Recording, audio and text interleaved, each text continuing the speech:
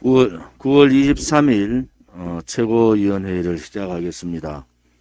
오늘은 박근혜 대통령께서 불법 인신감금 옥중투쟁 1638일째 4년 7개월 되는 날입니다. 대통령 선거도 D-165일째 되는 날입니다. 이번 추석 연휴에 역대 추석 중에서 가장 힘든 추석을 쉬었습니다.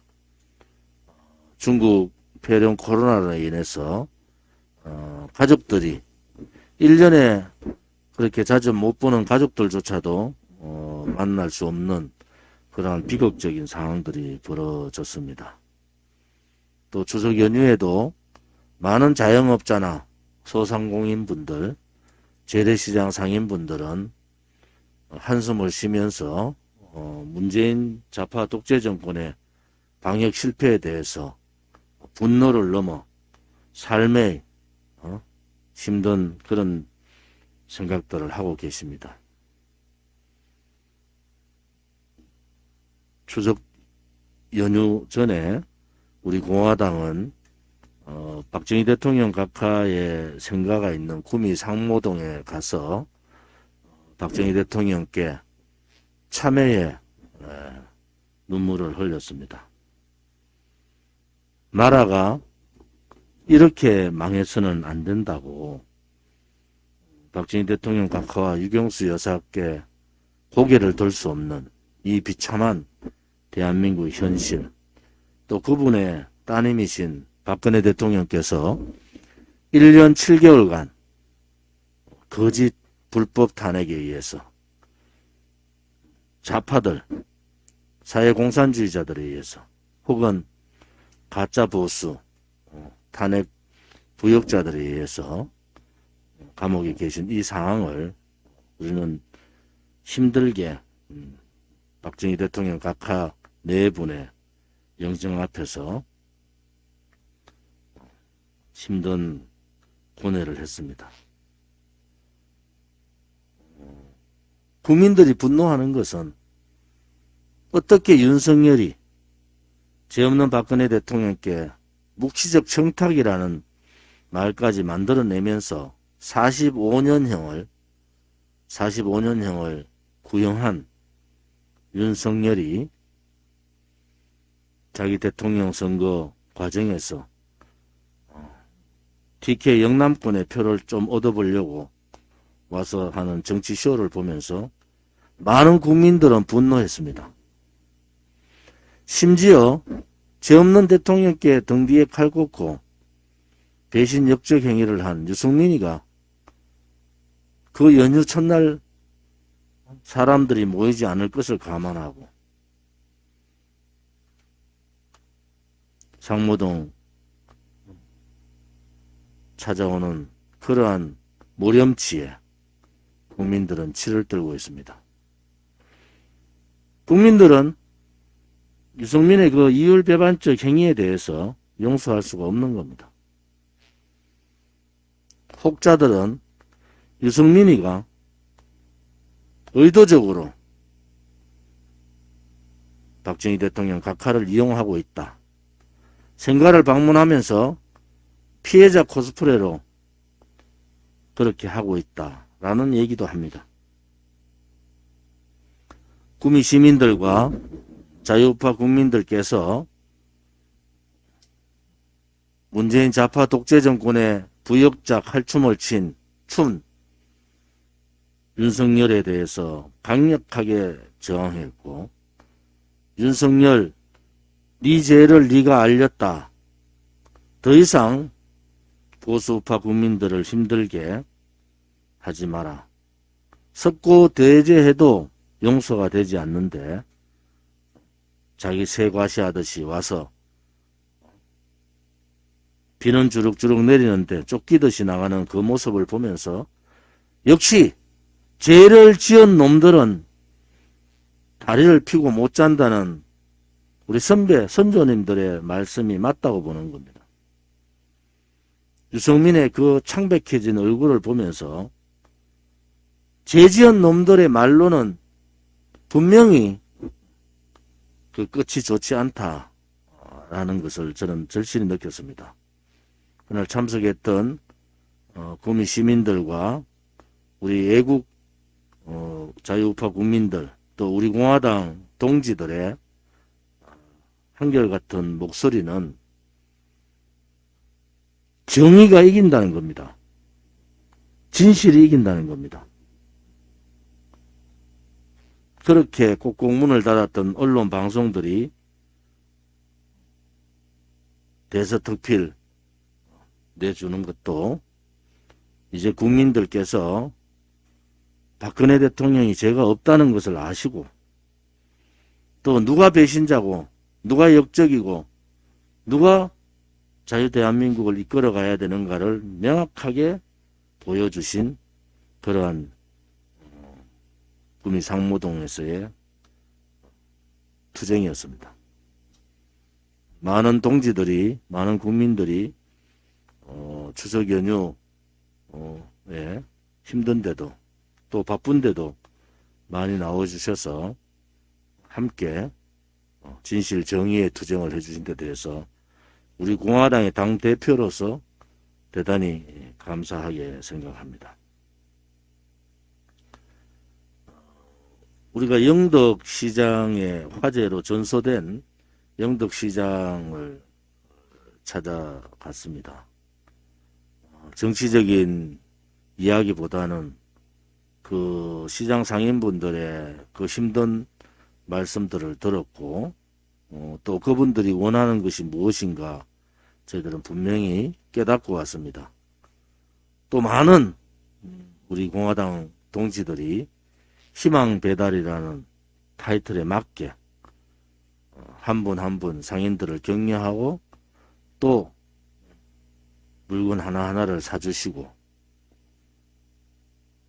우리가 가진 그 뜻을 충분히 전달했고 영덕시장 상인회 회장님을 비롯한 영덕시장 상인 모든 분들이 감동을 하는 그러한 사항들을 우리는 봤습니다.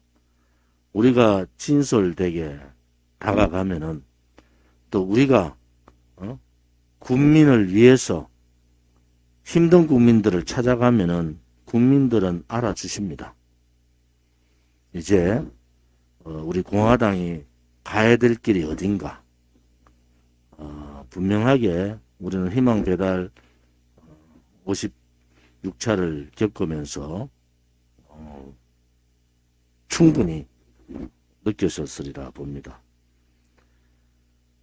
지금 코로나 전국이 이번 추석에 대목을 보려고 했던 상인들의 낙담은 이루 말할 수가 없습니다.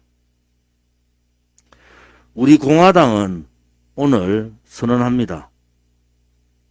이제 더 이상 자영업자분들을 죽음으로 내모는 방역, 소상공인들이나 재래시장 상인분들이 회생할 수 없는 실패의 굴레로 가는 그러한 방역은 받아들일 수가 없습니다. 우리 공화당은 오늘부로 위드 코로나를 선언합니다. 이제 18개월, 19개월간 이 방역 시스템에 모든 국민들이 힘들어합니다. 백신을 맞고 마스크를 쓰고 이제 방역에 국민들은 충분히 준비가 되어 있습니다.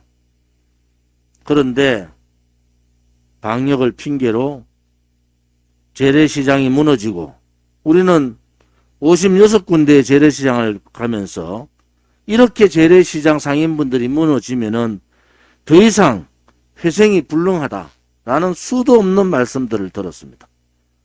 소상공인 자영업자들을 뵈면서 그분들이 어쩔 수 없이 문을 닫지 못하는 참담한 모습을 뵙고 요 근래에 수십 명의 분들이 목숨을 버려버리는 그러한 암울한 현실을 봅니다.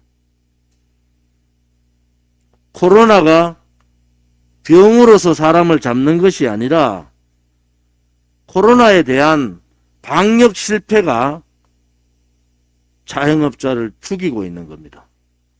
우리는 오늘부터 위도 코로나를 선언합니다. 마스크를 끼고 자기 방역을 철저히 하면서 이제는 20개월 가까이 버텨왔던 자영업자나 식당 경영하시는 분들이나 소상공인 분들이나 재래시장 상인분들을 믿습니다. 그분들이 만약에 코로나가 전파되면은 그 식당이나 자영업은 엄청난 피해를 보지 않습니까? 20개월 가까이 문재인 정권의 잘못된 뻥방역, 백신 수급 실패에도 불구하고 우리 국민들은 인내를 가지고, 특히 우리 자영업자들은 인내를 가지고 지켜왔습니다. 이제 더 이상은 안 됩니다.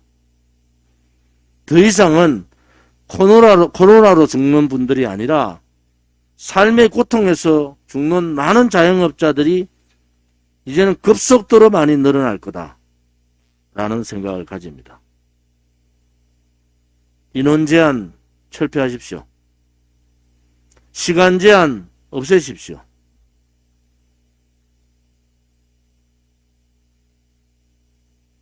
우선적으로 자영업 비대위 분들하고 면담을 통해서 그분들의 충분한 입장을 듣도록 하겠습니다. 자영업자, 소상공인, 재래시장이 죽으면 중산층이 무너지고, 중산층이 무너지면 결국은 대한민국의 근간이 무너지는 겁니다.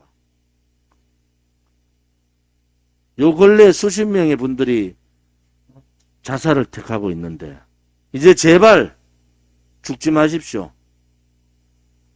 우리 공화당이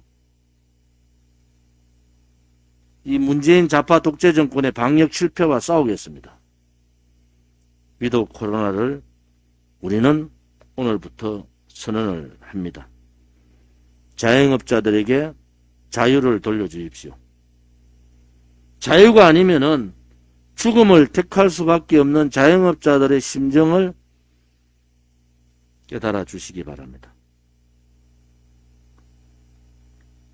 요즘 성남의 대장동에서 냄새가 많이 납니다. 왜 하필이면 이재명이 성남시장 할 때 그런 어마어마한 특혜들이 있었는가? 성남개발공사는 대장동 개발 사업에 얼마만큼 관여를 했는가? 거기에 이재명 지사는 그 당시 성남시장은 어떠한 역할을 했는가? 하천 대유는 도대체 누구 것인가? 하천 대유에 말도 안 되는 이익은 어디로 갔는가? 이런 부분들이 국민들이 궁금해하는 겁니다. 너무 냄새가 진동하지 않습니까? 민간 개발 사업으로 인해서 가장 모범적인 개발 사업이라고 떠들고 있는 이재명의 입을 찢어주고 싶습니다. 너무 국민들을 바보로 보는 것 같아요. 이재명은 특검을 자신 있으면 해보라고 그렇게 떠들더니 특검 요구를 하니까 이제는 꽁무니를 뺍니다. 특검이고 국정조사고 받지 않겠다. 그냥 수사만 받겠다. 이재명이 수사만 받겠다는 얘기는 뭡니까? 그냥 대통령 선거 때까지 수사하는 척만 하겠다는 거 아니겠습니까? 국민들께서 이 문제에 대해서 예의주시하고 있고 우리 공화당도 대장동 개발 특혜, 하천대유의 돈 흐름, 또 이재명에게 대법원에서 무죄 판결 내릴 때 혁혁한 공을 센 권순일 대법관을 비롯한 양아치 법조인들, 이 문제에 대해서 적극적인 특검과 국정조사를 요구합니다.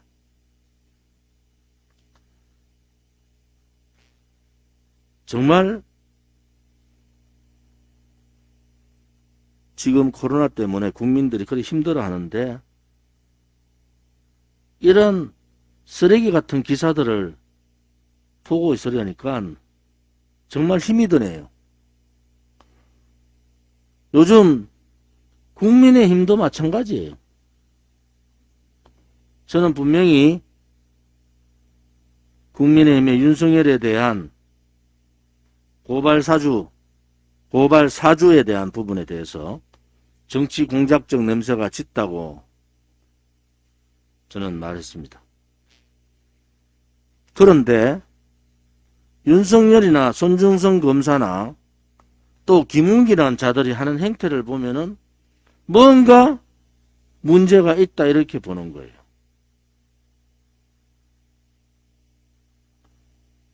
하이에나처럼 같은 당인데도 잡초가 아니라 양아치 기질을 가지고 있는 홍준표를 보면은 박근혜 대통령 1심을 놔놓고 그렇게 출당을 시키고도 자기는 아무 잘못 없는 듯이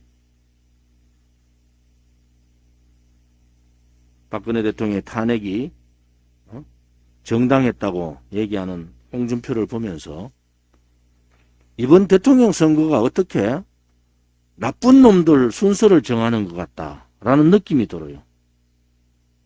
더불어민주당도 마찬가지, 국민의힘도 마찬가지.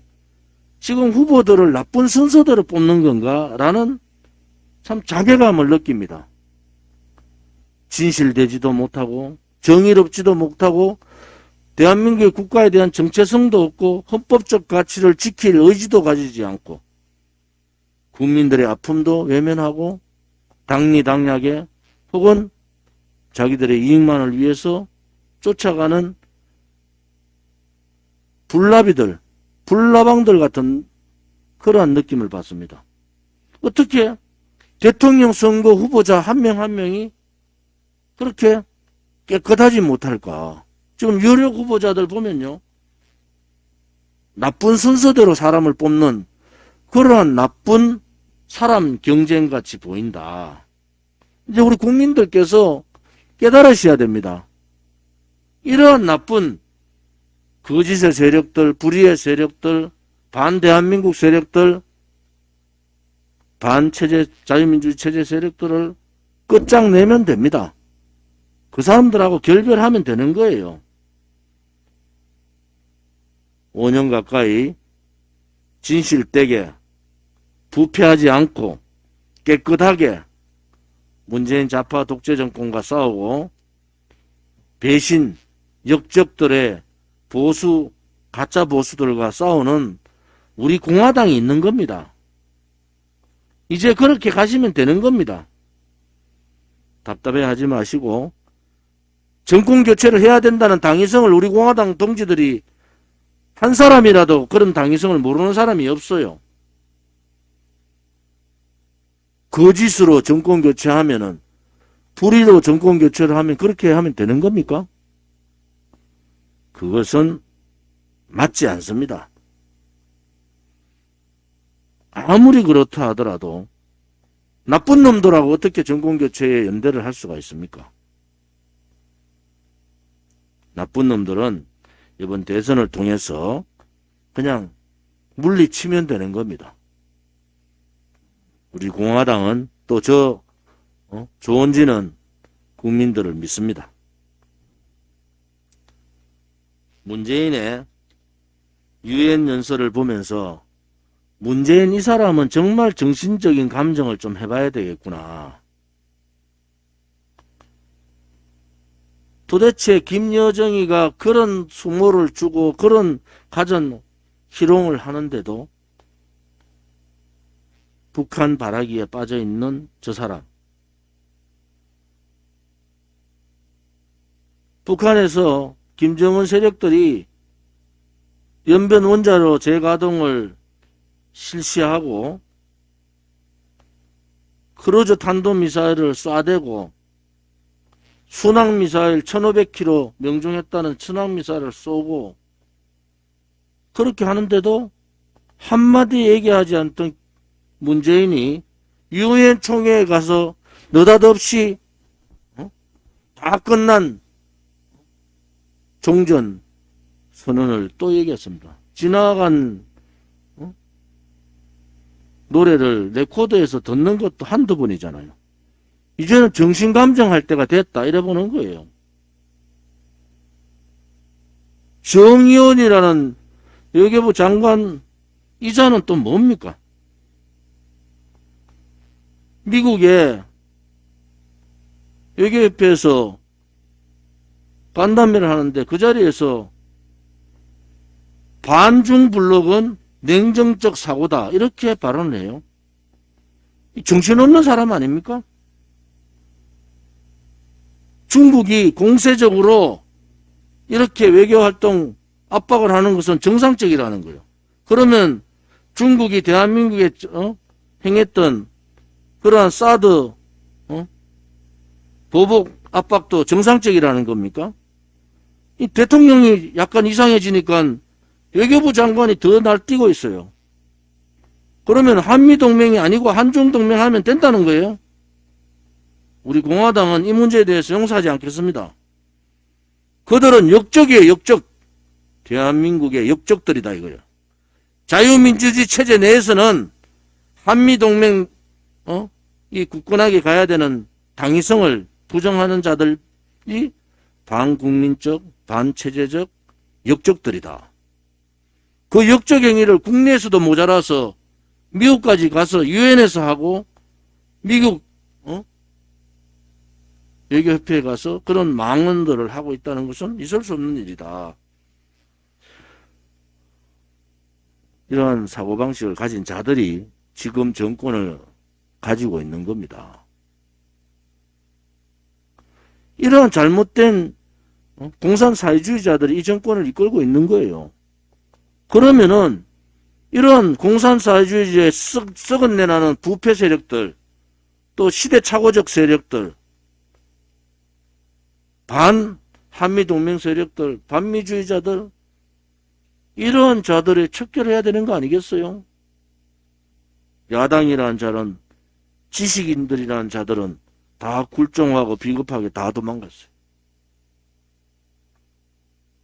목소리를 내야 됩니다. 지금의 우리가 아니라 우리의 후대들을 위해서 용서할 수 없는 발언들은 잘못됐다고 할 때까지 싸워야 됩니다. 그것이 우리 공화당이 갈 길이다. 저는 그렇게 봅니다. 추석 지나서 참 덕담을 드려야 되는데 이 추석 기간 동안에 삶은 소대가리 같은 것들이 유엔이나 미국 가서 하는 짓거리를 보면은 이 정신들이 정신 감정을 받아야 될 상황이 왔다 이래 보는 거예요. 그렇지 않고서야 어떻게 대한민국의 체제나 국격이나 국민들의 품격을 이렇게 무너뜨릴 수가 있는가. 이제 우리 공화당이 갈 길은 정해져 있다. 그 길은 옳은 길입니다. 우리 공화당 가는 길이 옳은 길이에요. 그렇게 말씀을 드리겠습니다.